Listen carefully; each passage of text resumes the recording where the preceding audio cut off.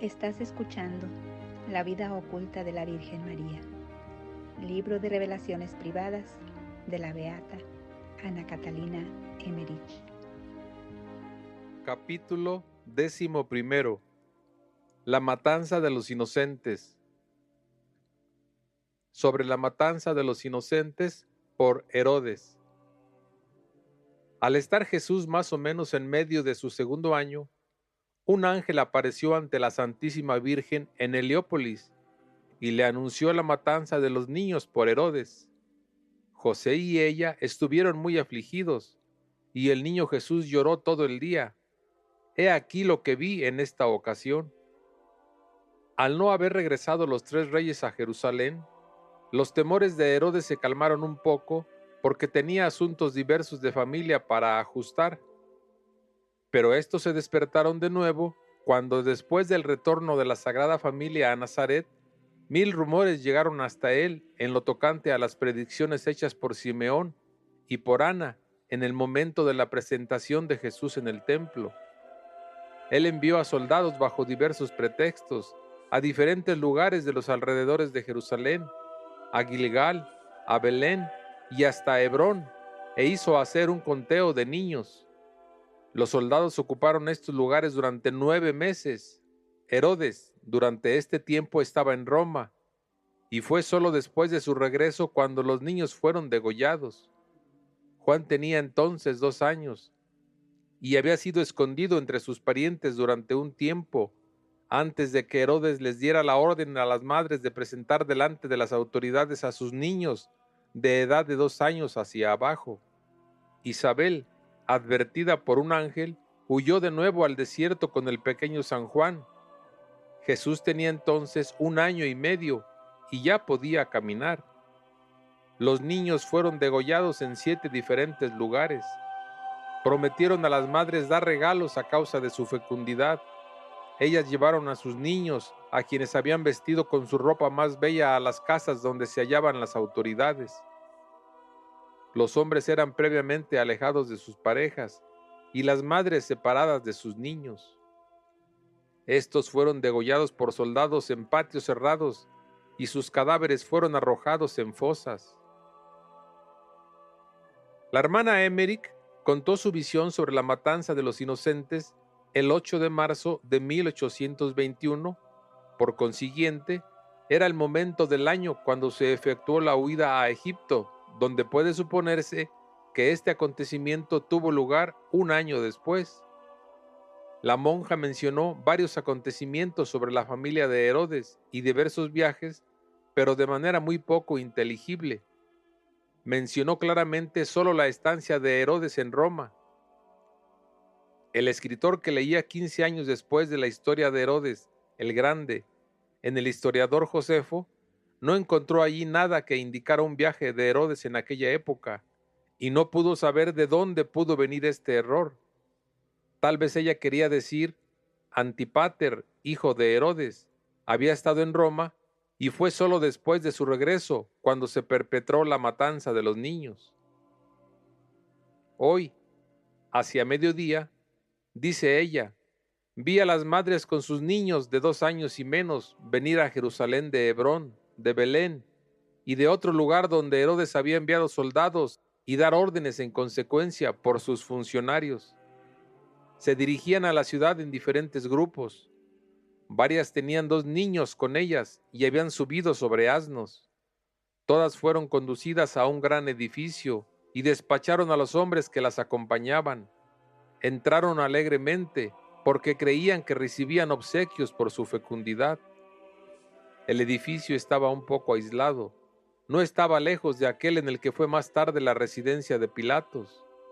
Estaba rodeado de muros, de modo que no se podía fácilmente saber fuera lo que pasaba en el interior. Debía ser un tribunal, porque vi en el patio los pilares y los bloques de piedras donde colgaban cadenas. Había también árboles que se encorvaban y que ataban juntos para atar a los hombres. Luego los dejaban incorporarse rápido para descuartizar a estos desgraciados. Era un edificio macizo y sombrío. El tribunal era casi tan grande como el cementerio que está a uno de los lados de la iglesia principal de Dulmen. Una puerta que se abría entre dos paredes conducía a este patio que estaba rodeado de edificios de 3 lados. Los de derecha y la izquierda tenían un piso. El centro se parecía a una vieja sinagoga abandonada. Estos edificios tenían todas las puertas sobre el patio. Condujeron a las madres a través del patio a ambos edificios laterales y las encerraron allí. Les hicieron parecer de estaban en una especie de hostal. Cuando se vieron privadas de su libertad, tuvieron miedo y comenzaron a llorar y a lamentarse. Se quedaron así toda la noche. El día siguiente, 9 de marzo, ella contó lo que sigue. Vi hoy, después de mediodía, un cuadro horroroso. Veo en la Casa de Justicia la matanza de los inocentes. El gran edificio trasero que cerraba el tribunal era de 2 pisos. El piso inferior consistía en una gran sala desnuda, semejante a una prisión o a un gran cuerpo de guardia. Encima había un cuarto, desde cuyas ventanas se veía el tribunal. Vi allí varios personajes reunidos como una corte. Había delante de ellos rollos puestos sobre una mesa. Creo que Herodes estaba presente, porque vi a un hombre en abrigo rojo, con una piel blanca. Había sobre esta piel pequeñas colas negras. Lo vi rodeado de otros, mirar por la ventana de la sala. Las madres, junto con sus niños, fueron llamadas una a una para ser conducidas de los edificios laterales a la gran sala inferior del cuerpo que estaba detrás. A la entrada, los soldados les quitaban a sus niños y los llevaban al patio, donde una veintena de hombres los masacraban perforándoles la garganta y el corazón con espadas y picos. Había niños fajados que sus madres aún amamantaban y otros, un poco más grandes, con pequeños vestidos. Ellos no los desvestían, sino que les degollaban y tomándoles por el brazo o por el pie, los echaban en un montón. Era un espectáculo horrible. Las madres fueron apartadas por los soldados en una gran sala, y cuando ellas vieron lo que hacían a sus niños, dieron lamentables gritos, se alaban con pena los cabellos y se echaban en brazos unas a otras.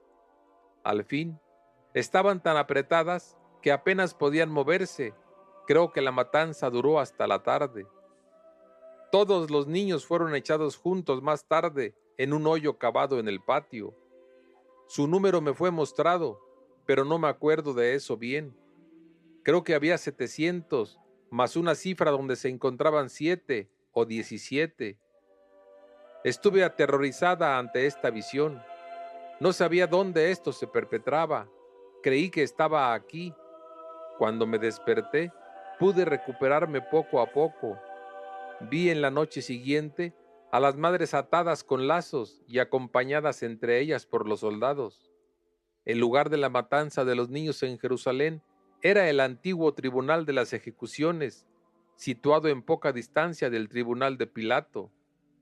Pero habían sido hechos cambios allí en su época. Veo, a la muerte de Jesús, abrirse el hoyo donde habían sido echados los niños degollados. Sus almas salieron de allí y se aparecieron en diversos lugares. San Juan es ocultado de nuevo en el desierto. Cuando Isabel, advertida por un ángel antes de la matanza de los inocentes, se refugió de nuevo en el desierto con el pequeño Juan, vi lo que sigue en esta ocasión. Isabel buscó mucho tiempo antes de encontrar una gruta que le pareciera bastante segura y escondida. Al encontrarla, se quedó allí cerca de 40 días con el niño. Cuando ella volvió a su casa, un esenio de la comunidad del monte Horeb venía al desierto y le daba alimentos al niño. También le ayudaba en todo lo que era necesario para él. Este esenio, cuyo nombre olvidé, era pariente de la profetisa Ana. Él venía inicialmente cada semana, luego quincenalmente, hasta que Juan no necesitó más de su socorro. Este momento no tardó mucho, porque, a muy buena hora, el niño se encontró mejor en el desierto que entre los humanos. Estaba destinado por Dios a crecer allí en su inocencia, sin contacto con los hombres y sus pecados. Como Jesús, él nunca fue a la escuela. El Espíritu Santo lo instruyó. A menudo vi cerca de él una luz o figuras luminosas como ángeles. El desierto en el que vivía no estaba devastado ni estéril. Se encontraban ahí entre los peñascos muchas hierbas y arbustos que producían bayas de diversas clases. Había también fresas que Juan cogía y comía. Tenía una familiaridad extraordinaria con los animales, sobre todo con los pájaros. Estos volaban y se ponían sobre sus hombros. Él les hablaba. Ellos parecían comprenderle y le servían de mensajeros. Iba también a lo largo de los arroyos y los mismos peces se familiarizaban con él. Ellos se acercaban cuando él los llamaba y le seguían mientras andaba junto al borde del agua. Lo vi alejarse mucho de su patria, tal vez a causa del peligro que lo amenazaba. Los animales lo tenían en tal amistad que le servían y le advertían. Ellos lo conducían a sus guaridas o a sus nidos, y cuando los hombres se acercaban, él huía a sus lugares de refugio.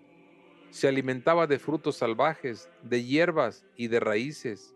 No tenía que esperar mucho tiempo para esto, porque si él no sabía el lugar donde ahí se encontraban, los animales se lo señalaban. Llevaba siempre su piel de cordero y su pequeño bastón, y se adentraba cada vez más en el desierto. Algunas veces, sin embargo, se acercaba a su patria. 2 veces tuvo un encuentro con sus padres, que deseaban vivamente siempre su presencia. Ellos debían saber algo unos de otros por revelación, porque cuando Isabel o Zacarías querían ver a Juan, nunca dejaba de venir para su encuentro desde muy lejos. Viaje de la Sagrada Familia a Matarea, sobre los judíos de la tierra de Gesén. Después de una estancia más o menos de 18 meses, cuando Jesús tenía cerca de 2 años, la Sagrada Familia dejó Heliópolis a consecuencia de la falta de trabajo y las muchas persecuciones de las que eran objeto. Se dirigieron al mediodía hacia Memphis. Como pasaron por una pequeña ciudad poco alejada de Heliópolis y descansaron en el vestíbulo del templo de un ídolo, la estatuilla cayó y se estrelló. Esta tenía una cabeza de toro con 3 cuernos. Tenía varias aberturas practicadas en el cuerpo para colocar y quemar las ofrendas. Resultó un gran tumulto entre los sacerdotes idólatras, que detuvieron a la Sagrada Familia y la amenazaron. Pero uno de ellos dijo a los otros que valía más encomendarse al Dios de esta gente. Les recordó las plagas que habían golpeado a sus antepasados cuando habían perseguido al pueblo al cual estas personas pertenecían, particularmente la muerte de los primogénitos de cada familia en la noche que había precedido la salida de este pueblo. Tras estas recomendaciones, dejaron partir a la Sagrada Familia sin hacerles daño. Llegaron a la ciudad de Troya, situada sobre la orilla oriental del Nilo, cerca de Memphis. Era una villa considerable, donde había mucho lodo. Tenían la idea de quedarse allí, pero no los recibieron en ninguna parte. Hasta les negaron darles agua para beber y unos dátiles que ellos pedían. Memphis estaba situada sobre otra orilla del Nilo. El río era ancho en este lugar y había unas islas. Una parte de la ciudad estaba también a este lado del Nilo. Se encontraba allí, en tiempos de Faraón, un gran palacio con jardines y una torre alta, sobre la cual a menudo subía la hija del Faraón.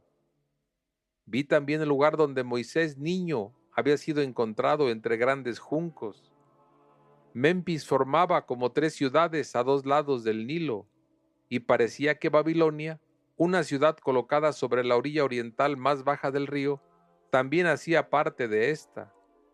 Además, en la época de Faraón, la comarca del Nilo entre Heliópolis, Babilonia y Memphis estaba cubierta de altos diques de piedras, canales y edificios contiguos unos de otros, por lo que todo este conjunto parecía ser una sola ciudad. Al tiempo de la Sagrada Familia, había divisiones y grandes intervalos desiertos. La Sagrada Familia se dirigió al norte, siguiendo el transcurso del río, en dirección a Babilonia, que estaba despoblada, mal edificada y fangosa. Ellos la contornearon, pasaron entre el Nilo y la ciudad, e hicieron un poco de camino en la dirección opuesta a la que primero habían tomado. Hicieron cerca de 2 leguas a lo largo del Nilo. En el borde del camino había obras en ruinas. Debieron atravesar todavía un canal y un pequeño brazo del río, y llegaron a un lugar del cual olvidé su antiguo nombre, pero que más tarde se llamó Matarea. Era vecino de Heliópolis. Este lugar, situado sobre una franja de tierra donde el agua la bordeaba en 2 lados, estaba bastante despoblada. Las viviendas ahí estaban muy dispersas y mal edificadas. Fueron hechas con madera de datileras y limo resecado y cubiertas en cañas. José encontró allí algo de trabajo. Él edificaba casas más sólidas, con ramas entrelazadas, y construyó encima de las mismas galerías donde se podía caminar. Se alojaron ahí bajo una bóveda sombría, en un lugar solitario, a poca distancia de la puerta por la cual habían entrado. José dispuso además una construcción ligera delante de esta bóveda. Aquí también un ídolo que estaba en un pequeño templo se derribó por su llegada, y más tarde todos los ídolos del lugar. De nuevo un sacerdote calmó al pueblo recordando los hechos y las antiguas plagas de Egipto. Más tarde, cuando una pequeña comunidad de judíos y de paganos convertidos se hubo reunido alrededor de ellos, los sacerdotes abandonaron el pequeño templo donde el ídolo había caído a su entrada, y San José hizo una sinagoga. Él se hizo como el padre de la comunidad y les enseñó a cantar regularmente los salmos, porque habían olvidado en gran parte el culto de sus padres. Había allí unos judíos muy pobres, viviendo en hoyos y agujeros cavados en la tierra. En cambio, en el pueblo judío situado entre On y el Nilo, había muchos israelitas que tenían un templo propio, pero habían caído en la idolatría. Tenían un ternero de oro y alrededor pequeñas figuras de animales que se parecen a garduñas con pequeños baldaquines encima. Son animales que defienden al hombre contra los cocodrilos. Tenían igualmente una imitación del Arca de la Alianza, dentro de la cual había cosas horribles. Practicaban un culto abominable que ejercían entregándose a toda clase de impurezas en un pasaje subterráneo, creyendo atraer por ahí la llegada del Mesías. Estaban muy endurecidos y no querían corregirse. Más tarde muchos de ellos llegaron aquí de este lugar, que estaba alejado a más de 2 leguas. Ellos no podían venir directamente a causa de los canales y las calzadas, sino debían hacer un rodeo alrededor de Heliópolis. Estos judíos del país de Gesén ya habían conocido a la Sagrada Familia cuando María hacía para ellos toda clase de labores femeninas, como tejido de punto y bordados. Ella no quería hacer cosas inútiles y objetos de lujo, sino solamente cosas para uso habitual y ropa que se usaba para orar. Vi a algunas mujeres mandarle hacer ornamentos de moda para satisfacer su vanidad. María entonces se negaba, cualquiera que fuera la necesidad que tuviera de hacer la labor. Vi también a algunas de estas mujeres insultarla. Matarea, pobreza del lugar, oratorio de la Sagrada Familia. Al principio, su estadía en Matarea fue penosa, pues no había allí ni leña ni agua potable. Los habitantes quemaban hierba resecada o cañas. La Sagrada Familia comía, la mayoría de las veces, solo alimentos fríos. José encontró trabajo, componía las cabañas en mejor estado. La gente del país casi lo trataba como un esclavo. Le daban lo que ellos querían, algunas veces un salario por su trabajo, otras veces no recibía nada. Los habitantes eran muy poco industriosos en la construcción de sus cabañas. No había bosque en este lugar, aunque sí vi aquí y allá algunos árboles, pero no tenían instrumentos para darles forma. La mayoría tenían solo cuchillos de piedra o de hueso. Ellos extraían turba. José había traído lo más indispensable de sus herramientas. La Sagrada Familia se instaló bastante bien pronto. José dividió su vivienda en compartimientos con la ayuda de tabiques en encañado, dispuso de un hogar y elaboraba escabeles y pequeñas mesas. La gente del lugar tomaba sus comidas en el suelo. Vivieron allí por varios años y presencié escenas de los diferentes años de la vida del niño Jesús. Vi el lugar donde él dormía. En la pared de la bóveda donde María tomaba su descanso, José había practicado una cavidad donde estaba el lecho de Jesús. María dormía al lado, y a menudo la vi por la noche rezar de rodillas delante del lecho del niño. José dormía en otro lugar. Vi también un oratorio dispuesto por San José en la vivienda. Estaba aislado en un pasillo. José y la Santísima Virgen tenían allí sus lugares independientes. Había también para el niño Jesús una pequeña esquina donde rezaba de pie, sentado o arrodillado. La Santísima Virgen tenía una especie de pequeño altar delante del cual oraba. Era una pequeña mesa cubierta de blanco y rojo. La sacaba de un compartimiento practicado en la pared, el cual podía cerrarse. Había en un orificio de la pared una especie de relicario. Ahí he visto la extremidad de la vara de José florecida, mediante la cual había sido designado esposo de María en el templo de Jerusalén. Vi ramitos dentro de vasos en forma de cálices. Además, vi otro relicario, sin poder ver lo que contenía.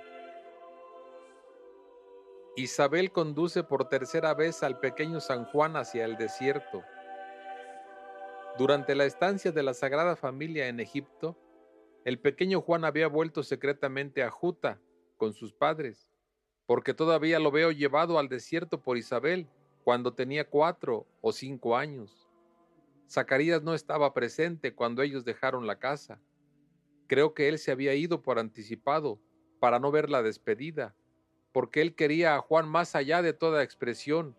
Le había dado, sin embargo, su bendición, porque bendecía siempre a Isabel y a Juan antes de ponerse en camino.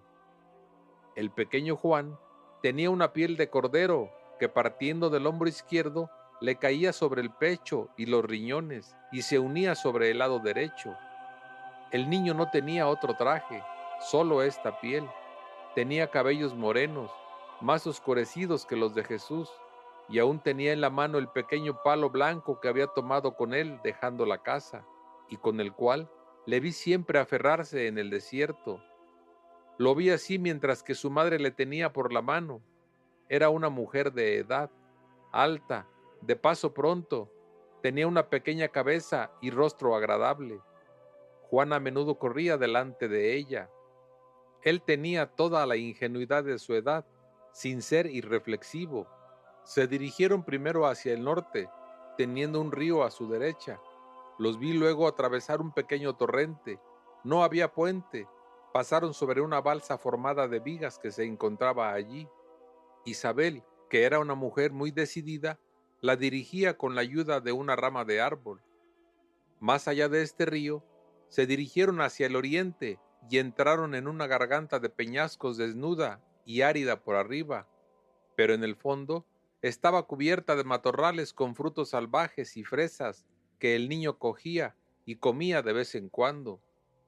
Cuando hubieron caminado un tiempo en este desfiladero, Isabel le dio el adiós al niño, le bendijo, le apretó contra su corazón, le besó ambas mejillas y sobre la frente, y volvió sobre sus pasos.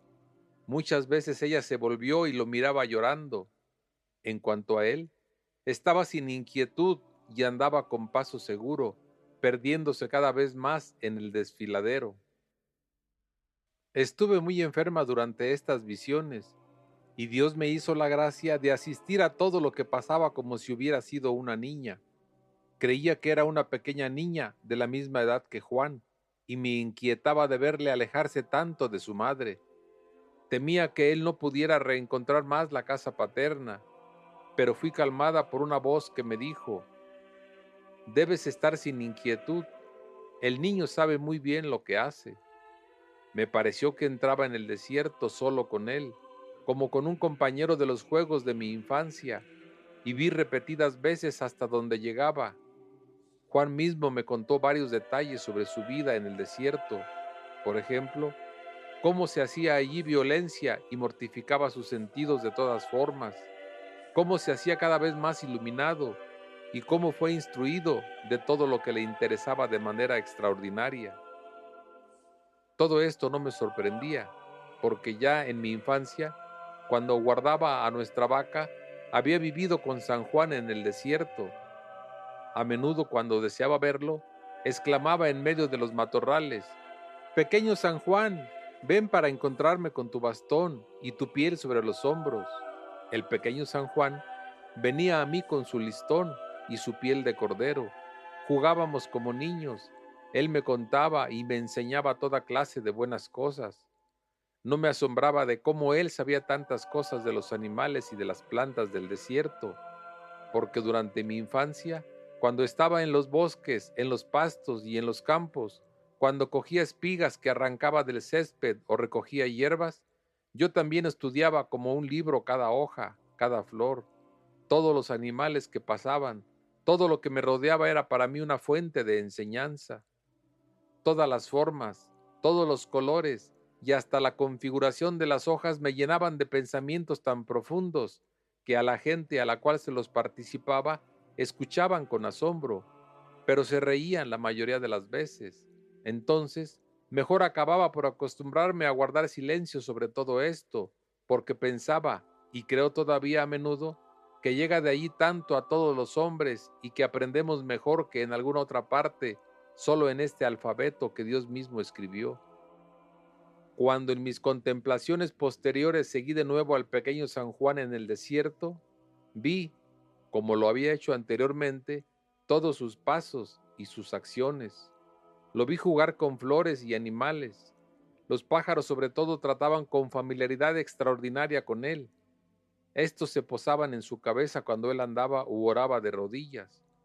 A menudo colocaba su cayado a defecto sobre ramas. Entonces pájaros de todo colorido venían a su llamada y se ponían sobre su bastón unos a continuación de otros. Él les miraba y les hablaba familiarmente, como si les estuviera enseñando en una escuela. Lo vi también seguir a otros animales a sus moradas, darles de comer y tratarles atentamente.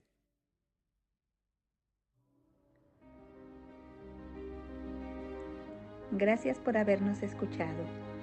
Te invitamos a seguirnos en YouTube y Facebook como AOPD, Asociación de Oración por los Difuntos, donde podrás escuchar el audiolibro completo, entre otros temas. Bendiciones para todos.